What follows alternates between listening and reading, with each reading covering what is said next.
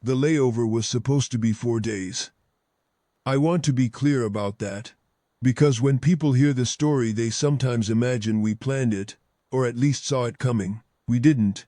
It was a refueling stop, a scheduled maintenance window, and a chance to rotate the filter arrays on the secondary coolant loop before we pushed on to the Hadrith junction. 4 days. Eat, sleep, fix the filters, leave. That was the whole plan. The platform was called Sorn Karath, and it belonged to the Vethrak Compact. I hadn't been there before. Most of the crew hadn't. It was off the main transit corridors, a way station that hosted periodic refueling contracts, and as it turned out, the compact trials. We didn't know about the trials when we docked. Nobody had mentioned them in the berth assignment. We came in on approach, got our clearances, and the first thing I saw through the observation port was a structure I couldn't immediately classify.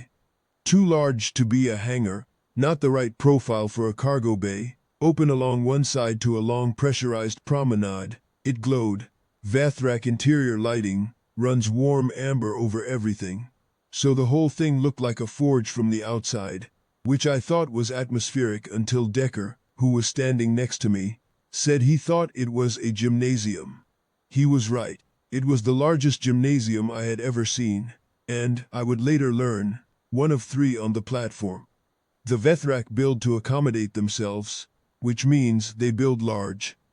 The average Vethrak is somewhere between 210 and 230 centimeters, broad-chested, heavily muscled through the shoulder and hip, with copper-green scales that shift toward bronze under exertion, and darken almost to black at the neck and jaw when they're at full effort. They are built for force. Everything about the architecture of Sorn Karath reflected that. The corridors were wide and high. The door frames were nearly 3 meters. The equipment inside the gymnasium was scaled to bodies that massed 2.5 times what I do on a good day. We were 3, me, Decker, and Yusuf, who was our systems specialist, and the reason we were running the filter rotation in the first place, since he was the one who'd flagged the drift in the coolant readings 4 weeks earlier. None of us were fleet. We were contract crew on a joint posting support vessel called the Maritz Run, which was currently sitting in berth 9 with her forward coolant bay open and her primary filtration array spread out on a work mat, because that's where I'd left it 2 hours before docking when I'd gotten halfway through the disassembly and run out of time. The Run wasn't a warship. She wasn't a research vessel or a diplomatic courier. She was a working ship that carried cargo, performed minor technical services at remote postings, and moved people and equipment to places that the larger vessels didn't call at. She had a good engine, a reliable coolant system when it was properly maintained, and a galley that Decker ran with more care than the specifications called for. We had been doing that work for 11 months. We had 11 more to go on the current contract. The invitation came on our second morning. It arrived in the ship's message queue as a formal compact communication, routed through the Port Authority, and I almost missed it entirely, because I was elbow-deep in the forward access bay when Yusuf read it out to me from the top of the ladder. "It's from the hosting committee," he said, "for the compact trials." I said I didn't know what those were. Athletic competition, multi-species, hosted by the Vethrak Compact, every 3 years on a rotating platform. He scrolled. "We've received a courtesy invitation to enter a participant." I thought about that for a moment. I was trying to seat a filter ring that was being stubborn about its alignment, and most of my attention was on that, but some part of my brain processed what he'd said and found it unusual. "A courtesy invitation," I said. "That's what it says. They extend them to any vessel on layover during the trials window. Standard hospitality protocol. Do vessels on layover usually enter? Based on this, no. It says, let me find it. Participating vessels are under no obligation and the invitation is extended as a formality of compact hospitality." He paused. "They're being very polite about telling us we don't have to bother." I got the filter ring seated.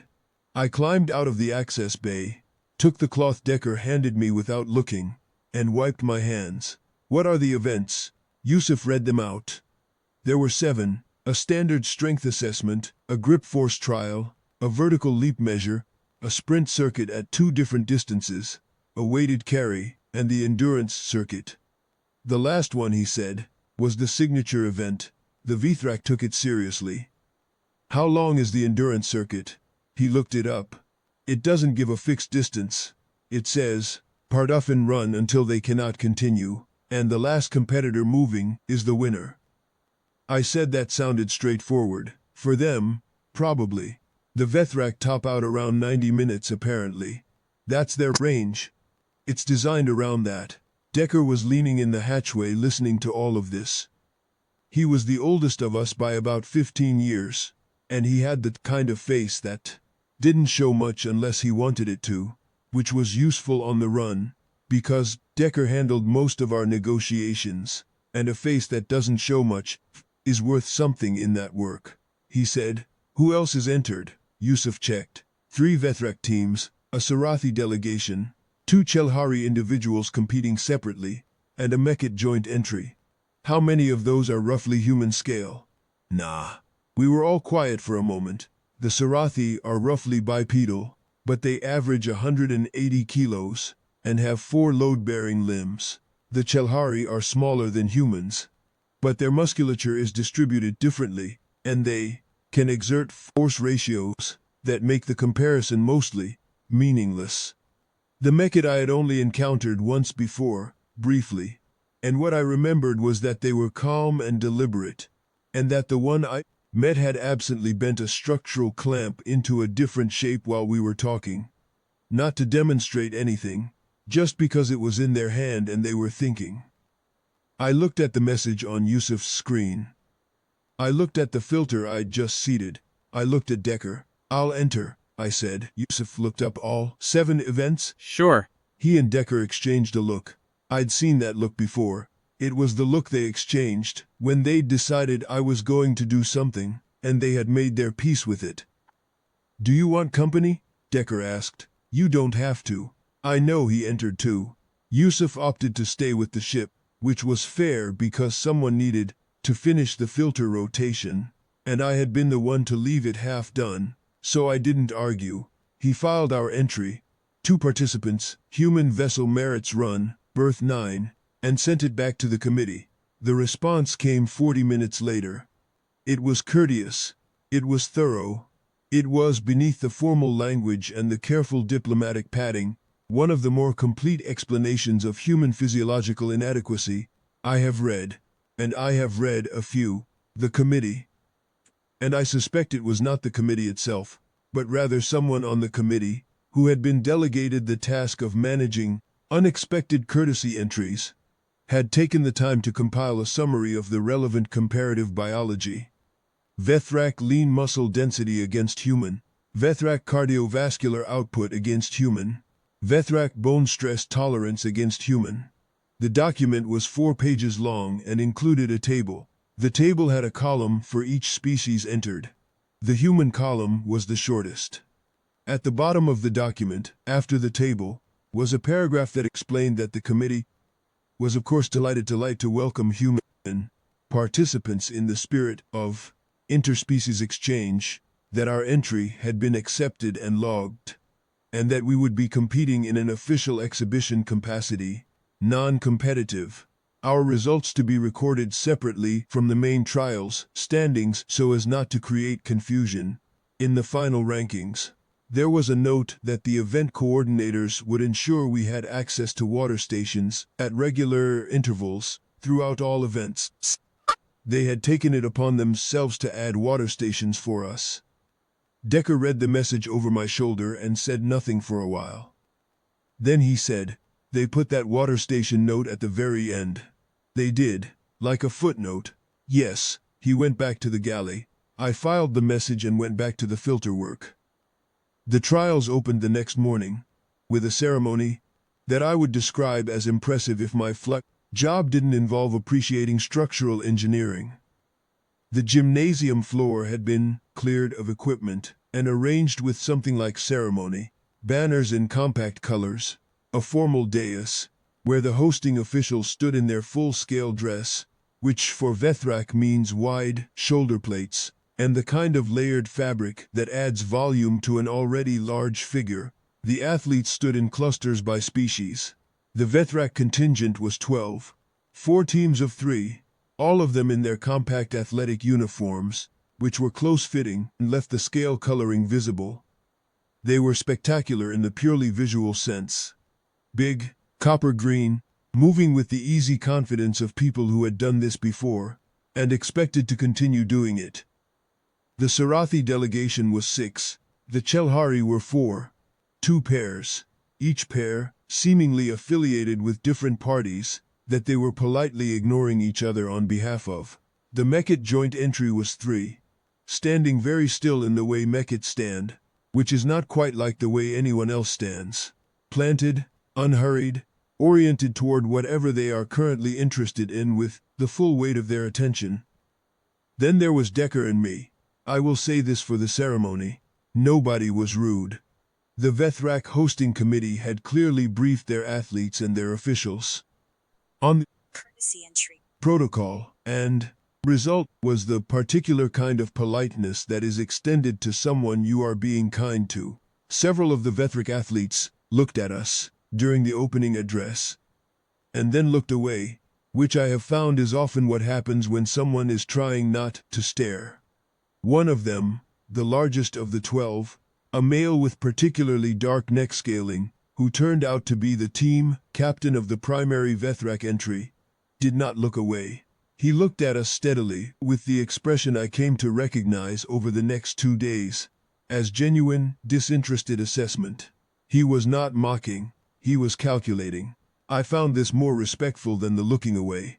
His name, I learnt later, was Keth Orath, Captain Keth Orath of the Vethrak primary team, which had won the compact trials for the previous 2 cycles, and was expected by everyone, including apparently themselves, to win a third. The opening address was in compact standard, which I speak tolerably, and the gist of it was welcome, tradition, honor the spirit of interspecies competition. The hosting official, a broad Vethrak female named Administrator Sorvith Khan, had a voice that carried across the gymnasium, without any visible effort, and the kind of formal delivery that suggested she had given this address before, and intended to give it well, regardless of the audience. She mentioned the courtesy entries from visiting vessels. She did not mention us by name, which was correct protocol, and also I suspected a mercy. The athletes were introduced by name and delegation.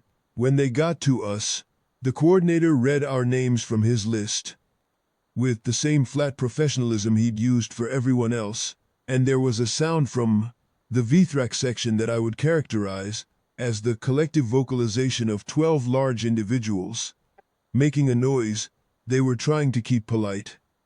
It wasn't quite laughter. It was the sound of 12 people deciding not to laugh, which is a distinct and recognizable sound once you've heard it enough times. Decker looked at me. I looked at the far wall. The first event was strength assessment.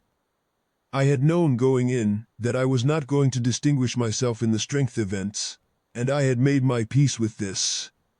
Before we crossed the gymnasium floor for the first time, the strength events were built for bodies that could generate force in short, massive bursts, and the Vethrak were the architects of the events, so they were built naturally for the bodies that generated force the way Vethrak did. This is not a complaint. It's the same logic by which a running track is built for bipedal mechanics. And if I'm being honest about it, most of what humans do is also built around human bodies, so the mirror would be unflattering. The Vethrak went first, team by team, and their numbers were, I will not pretend otherwise, impressive.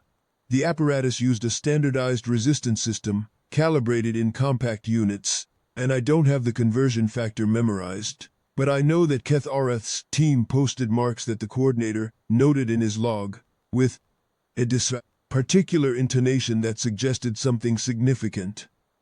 The Sarathi were stronger. The Chelhari were explosive in ways that the apparatus had apparently not been fully designed to accommodate, which required a brief recess.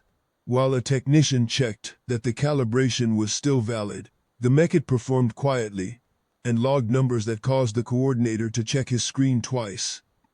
Then once more, and then marked the results with a notation I couldn't read from where I was standing. Then it was our turn. I posted a number. The coordinator logged it without any particular intonation. Nobody made the not Lawson sound this time.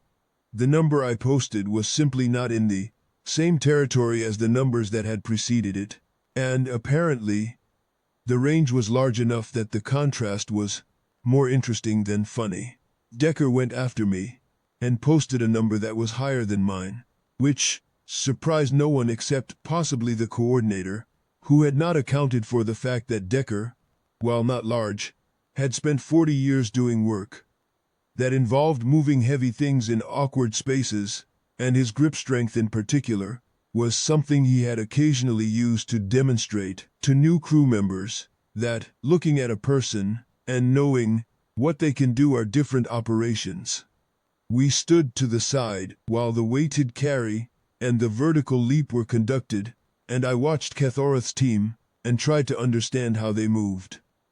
The Vethrak generate force in short bursts.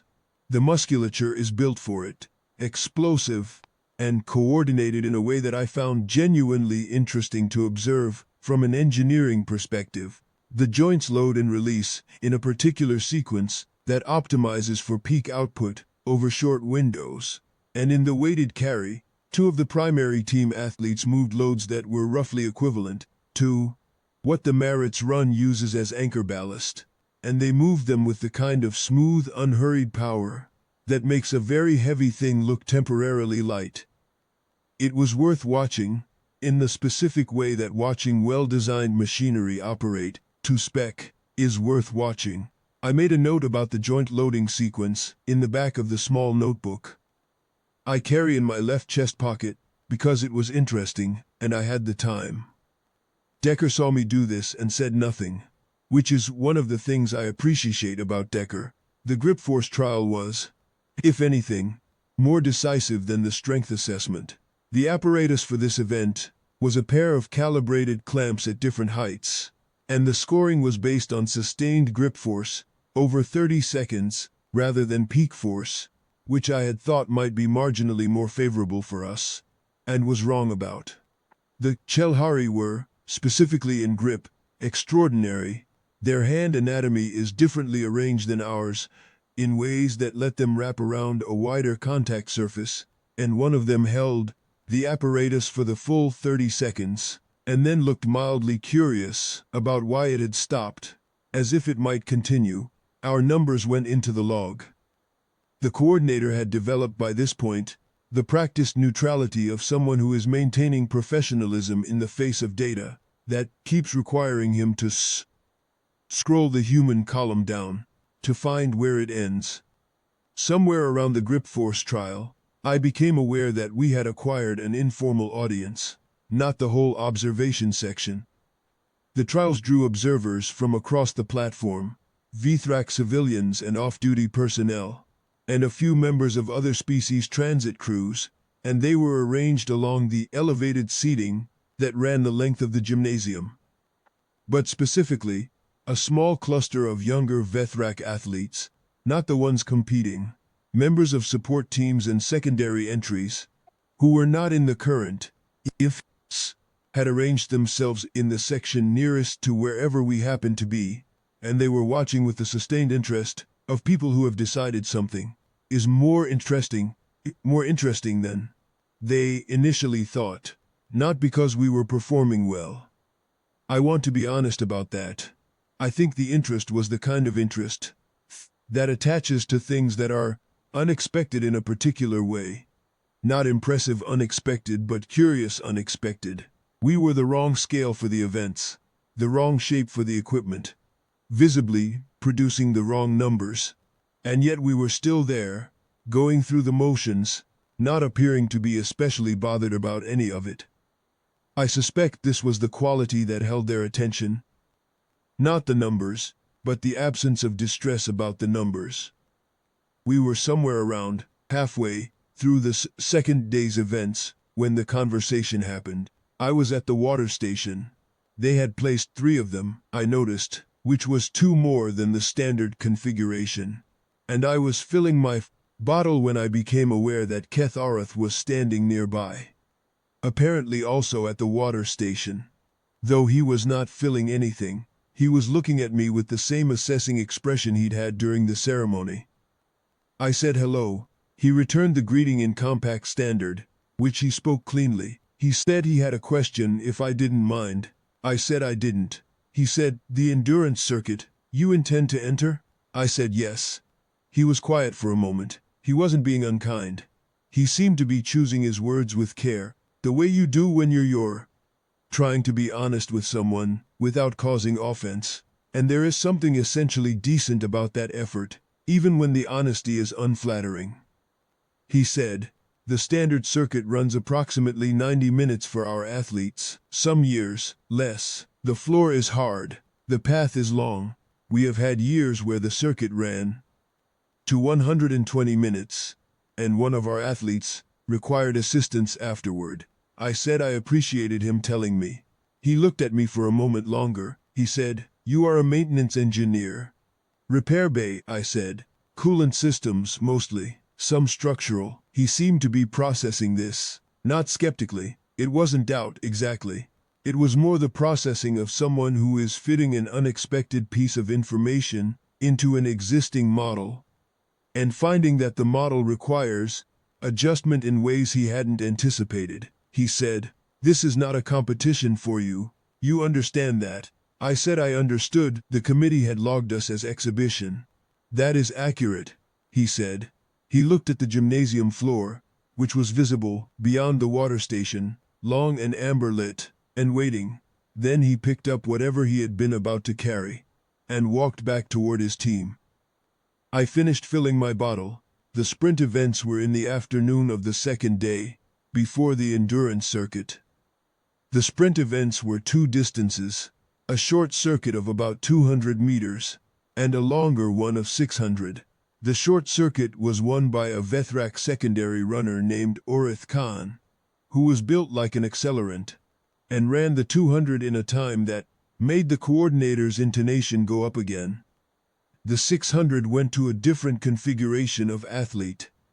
The Mekit runner who would later enter the endurance circuit moved with an efficiency in the 600 that was different from the Vethrak's burst speed, more like watching a well-maintained piston engine find its frequency. The Vethrak came second and third, and there was a quality of satisfaction in the observation section that suggested these were expected results, and the satisfaction was the satisfaction of expectation confirmed. Decker and I ran both sprints. We ran them at the back of the field and finished well after the other competitors had already cleared the line, and the Vethrak observation section made no sound at this, because there was nothing to observe. That was surprising. We had established our range over a day and a half, and the range was known, and the sprint results fell within it. What the sprint events did for us, specifically, was confirmed to every observer in the gymnasium that the human entries were exactly what the committee had described in its 4-page letter.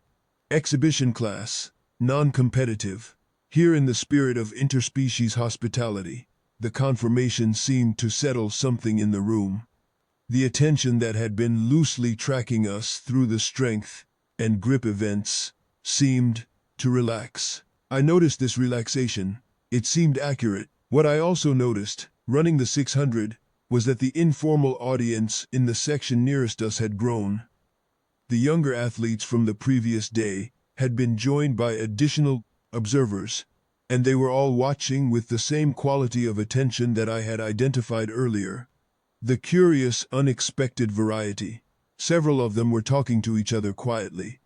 I didn't catch what they were saying. My Vethrak is limited, and the gymnasium acoustics would have made it difficult regardless. But quality like the kind you have when you are comparing notes on something that has not resolved into a clear category yet. Not the not laughing from the ceremony. Something more engaged than that. Decker was at my elbow during the sprint recovery and said, "We have a following." I said I'd noticed. He said, "They're watching like we're a problem they're working on." I said that seemed about right. He said, "They've stopped expecting us to be embarrassed about the numbers." I thought about that, I said. "I was never embarrassed about the numbers," he said. "I know. I think that's the part they're working on," he said. "The endurance circuit is going to be interesting." I said probably. The endurance circuit started at the third hour of the second day.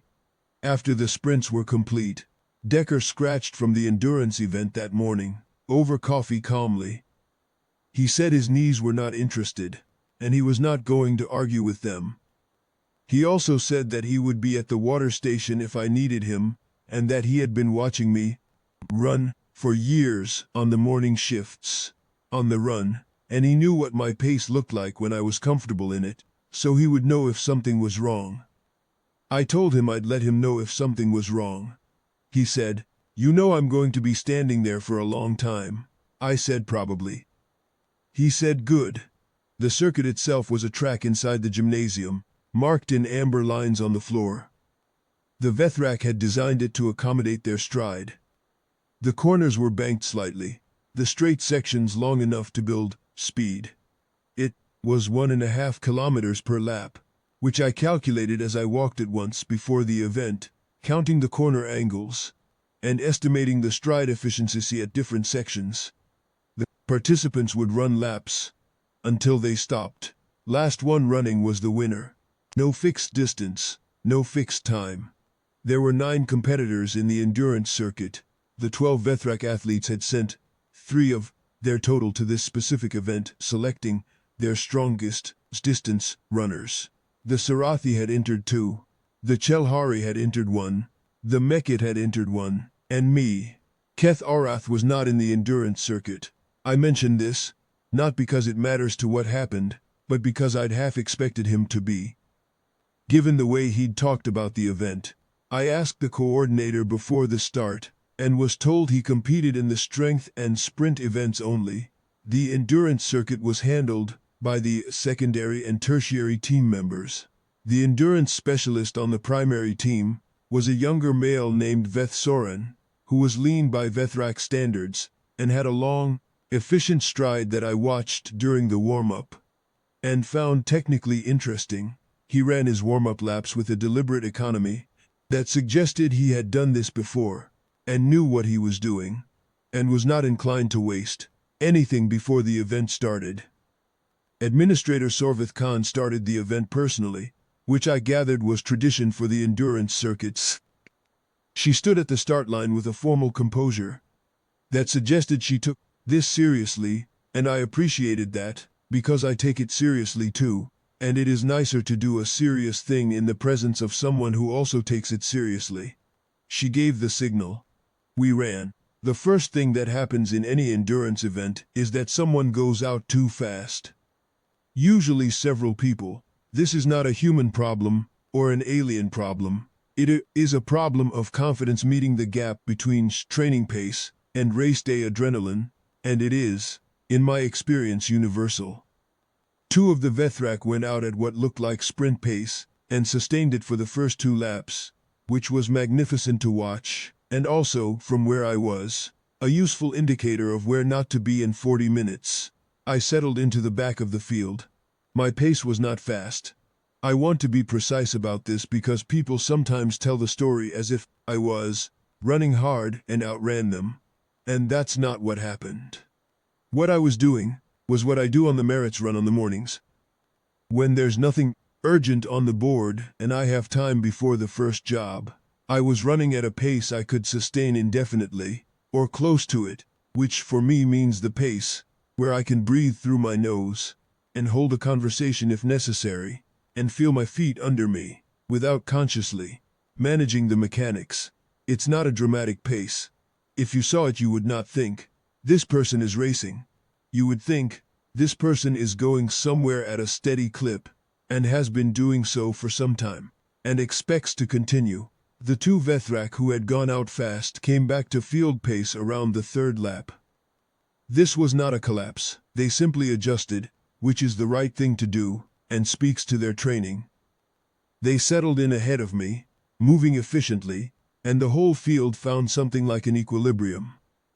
The Mekit runner out front, moving with the deliberate heavy regularity of a piece of machinery that has found its operating rhythm, the two Vethrak frontrunners behind the Mekit, then the main Vethrak pack including Vethsoren, then the Sarathi, then the Chelhari, then me. I ran. The laps went by in the way laps do when you are comfortable inside the pace. Not fast, not slow, just passing. I counted them. 4, 5, 6. The gymnasium had a particular quality of sound during the circuit. The amber lighting hummed faintly, at a frequency I could feel in my teeth, and the ventilation system pushed air in long, slow cycles that were slightly out of phase with my breathing, which I found mildly interesting to track. The floor was slightly spongy underfoot, which was a kindness to the joints that I noted and appreciated. The banked corners were designed for a longer stride than mine, so I was taking them slightly wider than optimal, which was a small inefficiency I had identified on the warm-up lap, and was managing by adjusting my lean angle going into each corner. Around the 7th lap, I became aware that the Chelhari competitor had stopped. She was standing at the edge of the track, one hand on the wall, and a coordinator was beside her with a readout screen. She was not in distress. The Chelhari have a high capacity for voluntary withdrawal and no particular cultural stigma around it, as far as I know, and after a moment, she nodded at the coordinator and walked calmly off the track. 8 competitors. I ran. The gymnasium had a score display that updated in real time, lap count, current positions, estimated pace per species. I was not watching it closely, but I could see it from certain points on the track, and at some point during the 9th lap I noticed that my name was still on the display, which meant I had not been quietly removed from the standings. I had half wondered about this, given the exhibition classification, and finding that the name was still there was mildly reassuring in the way that correct data is always mildly reassuring. The observation section had grown. The informal audience that had been tracking us through the strength and sprint events had apparently communicated something to additional observers, because the section nearest the track was substantially fuller than it had been at the start of the endurance circuit. The Vethrak civilians and off-duty personnel, who had been watching intermittently earlier in the day, were now watching continuously, and the young athletes who had been taking notes were no longer talking to each other. They were watching. The first Sarathi competitor withdrew at the beginning of the 10th lap. She had been laboring for a while. The Sarathi stride is efficient, but their mass requires an energy output per kilometer that accumulates differently than it does for species with less body weight to carry, and the signs had been visible from behind her for 2 laps. The slight forward lean, the shortened contact time, the particular quality of effort that appears in a heavy-framed body when the fuel accounting starts to come due. When she stepped off the track, there was a small sound from the Vethrak observation section. Not cheering exactly, but a kind of collective acknowledgement, the sort that marks the field contracting in a competition where the contraction matters. 7. I ran. Decker appeared at the edge of my field of vision around the 11th lap. Standing at one of the water stations with a bottle, he was not waving or calling out. He was just there, which is exactly what I had asked for, and what I expected, because Decker is good at being where he's needed, without making a production of it. I ran past him, took the bottle on the next pass, drank from it without stopping, handed it back on the following pass. He nodded. I ran. The Mekit runner was remarkable. I want to say that clearly, because the story has a tendency to become about me, which is not quite right. The Mekit runner was remarkable. Their pace had not varied by any amount I could detect across 11 laps. Their form had not changed. Their breathing, as far as I could tell from several meters behind them, was exactly as it had been at the start of the event. They moved like something that had found a frequency and would maintain it until instructed otherwise, and watching them I had the impression that the endurance circuit might not have a relevant upper bound. Where the maquette were concerned, the second Sarathi competitor withdrew at the 12th lap.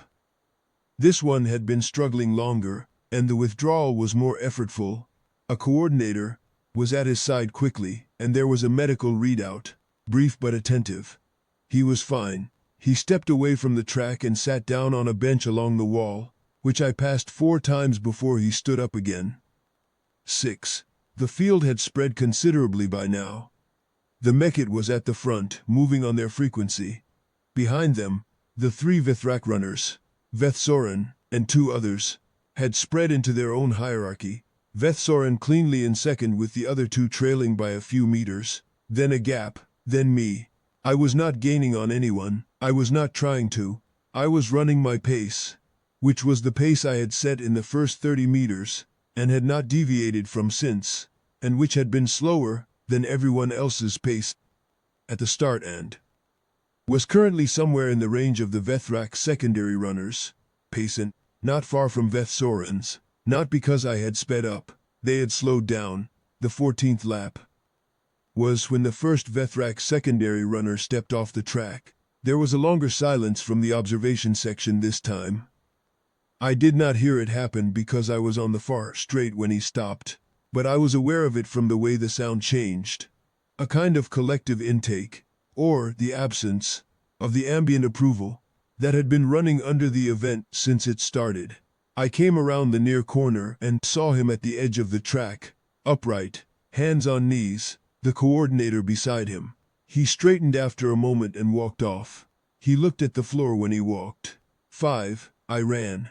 Vethsoren was still moving well. I want to say this because he was running efficiently, his form intact, his pace still deliberate. Whatever was happening behind him, in front of him, the maquette runner was still on their frequency, and he was still on his. And the 2 of them had established something that looked, from where I was, like a private race between 2 competitors who had both decided the other was the relevant variable.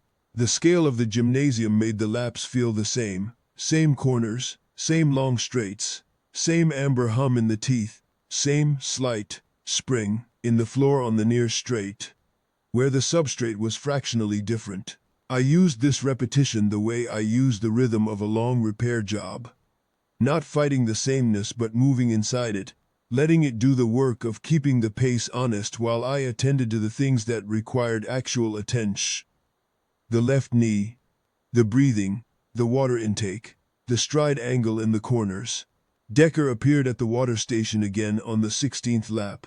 He had, I noticed, brought a chair. He was sitting in it. He handed me the bottle as I passed expressionlessly, and I would have laughed if I had the breath to spare for it. The second Vethrak secondary runner stopped at the 17th lap. He stopped cleanly. Not a crisis, not a collapse. Just the voluntary withdrawal of someone who had reached their ceiling and was honest about it. The coordinator was already moving toward him before he fully stopped, which suggested the monitoring system had given some indication. He exchanged some words with the coordinator, something brief.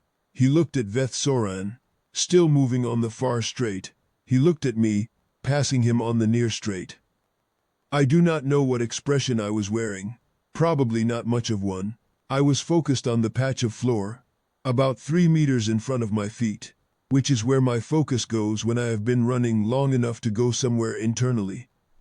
My face, when I am in that state, has been described by Decker as resembling someone doing light reading. Present but not urgently so. 4. The observation section had gone almost entirely quiet. I was aware of this in the peripheral way. You are aware of background conditions during sustained effort, not the primary thing but present. At some point the ambient approval sound had stopped, replaced by a different quality of attention. The kind that happens when something unexpected is in progress, and nobody is sure how to respond to it, yet because the category it belongs in hasn't been determined. I ran. Around the 20th lap, I did the math. 9.5 kilometers. approximately, at my pace. I had been running for a little over an hour. My legs felt the way legs feel at an hour. Present, working, reporting in with the particular heaviness. That is not pain but is the body's honest accounting of what has been asked of it. My breathing was elevated but not labored. I was sweating considerably, which is something humans do at volume, and which I had become aware of was drawing some attention from the observation section, given that Vethrak do not sweat in the same way, and the amount of fluid a human produces over an hour of sustained effort is, from certain perspectives, striking. The floor where I passed the water station regularly had a damp patch. Decker had produced a small towel from somewheres, and was using it to manage this, with the same practical equanimity he applied to everything. I drank from the bottle and kept running. The Mekit runner was still in front. Their pace was unaltered. I had been watching them for 20 laps, and they remained, in every observable way, identical to what they had been at the start of the event, which I found genuinely impressive, and also, privately, a relief, because if I was going to be the last thing standing, I would prefer it not to be at the expense of the Mekit runner, who seemed like they were having a fine time and deserved the result. Vethrak stopped at the 22nd lap. He stopped in the near straight, within about 15 meters of where I was passing him going the other direction. So I saw it clearly. He did not collapse. He slowed, and then he stopped, and then he stood still for a moment, with his hands at his sides, and his head slightly forward, the way you stand when you are taking stock of a situation and confirming what you already know. The coordinator reached him quickly. There was no medical concern, as far as I could see. He was upright and steady. He was simply done. He had run 22 laps, approximately 33 kilometers, which is a serious distance by any standard, and he had run it with consistent form and deliberate pace. And there was nothing wrong with how he had done it. He looked up as I passed him. I was on lap 22 also, having been on roughly the same lap count for the last several laps due to the pace differential, and I was in that point of a run where eye contact is a variable I don't always process. But I processed this one. He was looking at me with an expression I couldn't fully read. Because Vethrak facial musculature works differently from ours, but there was something in it that was not contempt, and not hostility, and not the looking away from before. Something more like the expression Keth Orath had worn at the water station. Assessment, with something new in it that had not been there at the ceremony, or the strength events, or the sprints.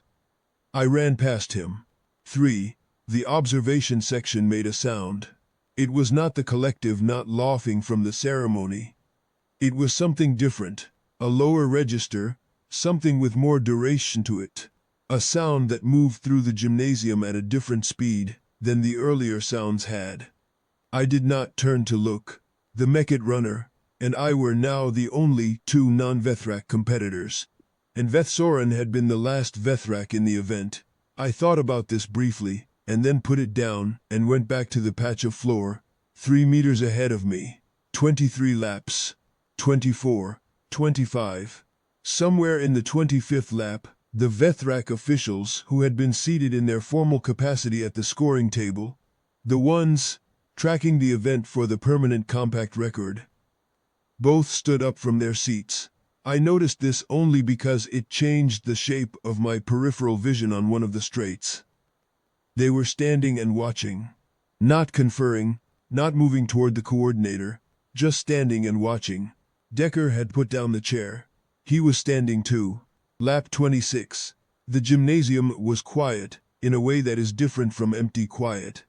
It was the quiet of a room full of people who have stopped talking, and are paying attention to a single thing, which is a busier silence than actual silence, full of the sounds of breathing and shifting weight, and the ambient hum of the ventilation, and the amber lights and, now, just my footsteps on the track.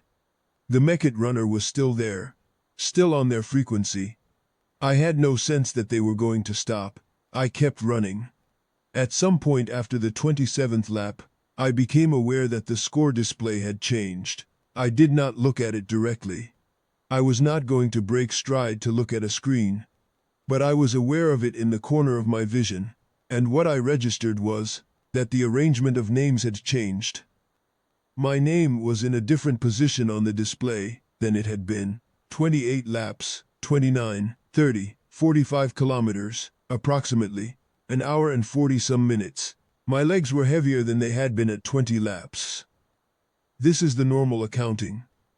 The body keeps records and presents them at regular intervals, and what it was presenting now was honest and expected, and not a crisis. The weight in the thighs, the mild ache in the left knee, that appears reliably around the 90-minute mark and can be managed by a fractional adjustment in stride angle, the growing awareness of the contact between feet and floor that happens when the cushioniness effect of pace begins to wear at the concentration required to maintain it. None of it was new information. All of it was manageable. I made the stride adjustment. I ran. The Meket runner stopped at the 31st lap. They stopped in the middle of the far straight, precisely in the middle, and they stopped completely. Not a slowdown, not a stagger, just a cessation. They stood still for a moment. Then they turned and walked, very deliberately, to the edge of the track, and the coordinator reached them. And there was an exchange that I could not hear. The Meket runner appeared, as far as I could tell from 40 meters away, entirely fine. I had the impression that they had reached some internally established criterion and had stopped. When the criterion was reached, as cleanly as you would close a valve when a tank is full, I was the only one still running. I know that I kept running after that because I was counting laps, and I know the number. 32, 33. I kept running because I was not done, which is the simple answer, and also because stopping did not feel like the right thing to do. When the legs were still reporting in, and the breathing was still honest, and the floor was still where I had left it, at the end of each stride, the body was doing what it does when you ask it to do something long enough. It had found the sustainable state and settled into it, and interrupting that state felt like pulling a truck out of gear on a long flat road. Possible but wasteful. I did 34 laps, approximately 51 kilometers. Then I stopped. Not because I was done in the way the Meket runner had been done, with some internal criterion cleanly reached. I stopped because the event was done. The coordinator approached me on the far straight of the 34th lap and said, in very precise compact standard, that the circuit was concluded and I could stop, and I stopped. I had not heard any announcement. Possibly there had been one while I was on the far straight, which has worse acoustics. I stood still for a moment and let the transition happen, which is the part everyone who has ever run long distances knows. The brief, strange interval when the moving state releases and the standing state reasserts, and the body takes stock of the difference. My breathing was elevated. My legs were heavy. My left knee was filing its regular report, which I acknowledged and noted for later. I was sweating considerably, which I had known for some time, and which was going to require attention and additional water before anything else. Decker was at my elbow. He had apparently covered the distance from the water station very quickly. For a man who had claimed his knees were not interested in the event, he handed me a bottle. I drank most of it without stopping. He handed me a second one. I drank part of that. I looked at the gymnasium. The observation section was not quiet anymore. The sound was harder to categorize than the sounds earlier in the day. It was not the collective not lawing from the ceremony, and it was not the lower registered sound from when Vethrak withdrew. It was more like the sound of a room of people processing something in real time, in their various ways, which produces a complicated texture of noise that doesn't resolve into anything clean or simple. Vethrak was standing at the edge of the observation section. He was not making a sound. He was looking at the score display, which I looked at too. My name was at the top of the non-Meket standings. Below it, in the column for number of laps completed, was 34. Below that, Vethrak's name, 22 laps. Then the other two Vethrak runners. It was an exhibition entry. None of that counted toward the main standings. The Mekit runner had completed 35 laps and was the technical winner of the endurance circuit overall, which seemed right and correct, and I had no argument with it. Kethareth looked away from the display and looked at me, across the gymnasium floor. I looked back at him. He held that for a moment. Then he turned and walked back toward his team. He did not look at the floor when he walked. Administrator Sorvith Khan was crossing the gymnasium floor toward me, with the measured pace of someone who is deciding what to say as they walk and has not finished deciding. I looked at Decker. He was looking at the display with a carefully neutral expression. He had been looking at it since he handed me the second water bottle. I said, "Is the commissary still open?" He looked at me. I said I wanted to eat something before the coolant filter work this afternoon. He said, "Yes, the commissary is open." Sorveth Khan arrived. She was tall in the way all Vethrak are tall, and she had the formal composure of someone for whom formal composure is a professional skill, but there was something behind it that was not quite the same composure she'd had during the opening address. She said my name. She said it correctly, which I mention only because it requires a specific vowel placement that most compact species get slightly wrong, and she said that the Compact Trials Committee wished to express its formal regard. I said thank you, she said. The committee had noted the endurance circuit result and intended to review the exhibition classification for the final record. I said that whatever they decided was fine with me. She looked at me for a moment.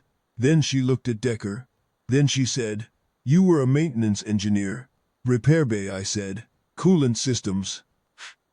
She appeared to be processing this information in the way that Kethareth had processed it at the water station, as if the category of person and the category of performance were not quite matching up in her internal filing system, and she was waiting for the system to complete its reorganization. The filing system of the Compact Trials record, I suspected, did not have a well-established column for repair bay mechanics from transit support vessels who enter courtesy events and run 34 laps. She said, "We did not anticipate this." I said I didn't imagine they had. She looked at the track. She looked at the score display. She looked at me with the expression of someone revising a document in their head and finding that the revisions are more extensive than initially projected. She said, "The committee will need to discuss what the appropriate classification is for this result." I said I understood, and that whatever they decided was fine with me either way. She said she appreciated my patience with the process. I told her the process made sense. If the standards weren't built around this kind of result, the standards needed to catch up, and that takes time, and there was nothing wrong with that. She looked at me for a moment longer. Then she said, "You are a very calm person." I said I was usually busy with something. It kept the baseline steady. I thanked her again and excused myself to find the commissary. We left Sorn Karath the next morning, on schedule, which is to say on the fourth day as planned, because the filter rotation was finished, and the coolant readings were clean, and there was nothing keeping us. The Merit's run cleared the platform, followed the departure corridor out through the refueling lanes, and set course for the Hadrith Junction with no ceremony and no particular urgency. Decker was at the secondary console. Yusuf was running the final post-maintenance checks on the coolant system. I was at the helm, which is where I prefer to be during departure. When the departure corridor requires attention, and the departure corridor at Sorn Karath required some attention, because it had two bends in it that were tighter in standard configuration, and a section of the approach markers that had drifted slightly out of alignment from the last calibration, which was something I made a note to flag to the port authority before we lost transmission range. Nobody said anything about the trials until we were through the departure corridor and in open transit, which is when I set the autopilot and went to get coffee. Yusuf was in the small commissary area, at the back of the bridge deck. He asked how the events had gone.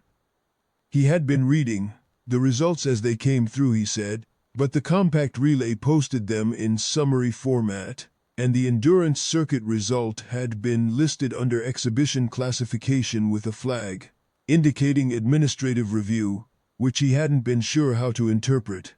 I poured coffee. I told him how it had gone. He listened with the quality of attention he brings to technical reports. Not reacting, just taking it in and filing it. When I finished, he was quiet for a moment. He said, "How far is 51 kilometers?" Decker from the console, "About 32 miles. Yusuf considered this. He looked at his coffee. He said, "And they ran for 90 minutes and stopped." "The ones that made it to 90 minutes, I said.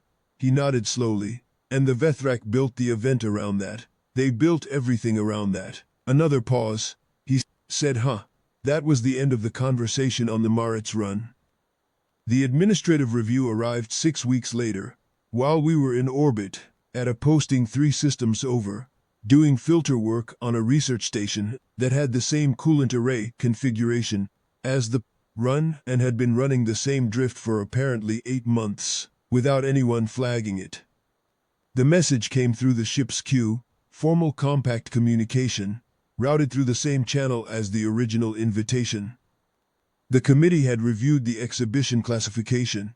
After consultation with the compact trials, historical record, the oversight body, and the Species Comparative Standards Committee, they had determined that the endurance circuit result posted by the human participant represented a performance that exceeded the parameters defining exhibition classification under the current compact standards. The performance had therefore been reclassified. The document was 2 pages long and included a table. The table had a column for each species that had competed in the endurance circuit. The human column was not the shortest. At the bottom of the document, after the table, was a paragraph noting that the committee extended its formal regards to the participants from the vessel Maritz run, and that a corrected version of the compact trials record would be entered into the permanent archive. Within the standard 60-day review cycle, there was also a note, at the very end, from Administrator Sorvith Khan personally, which said only that the committee hoped we would consider entering future trials if our transit schedule permitted. Yusuf read the message out to us, while I was under the research station's coolant bay, with a torch and a wrench, lying on my back in the access channel, the way you do when the fitting is at the wrong angle, and there is no better way to reach it. Decker said. "Well," I said, "is the filter array on the secondary loop the same model or different?" Yusuf checked his screen. "Different model. Compatible fittings though." "Good." I adjusted my grip on the wrench. "Hand me the 8mm seat tool." He handed it down. I got back to work. The corrected record went into the compact archive, sometime the following month, I assume. Since that's what the timeline said, I didn't follow up on it. There was a lot of filter work to do.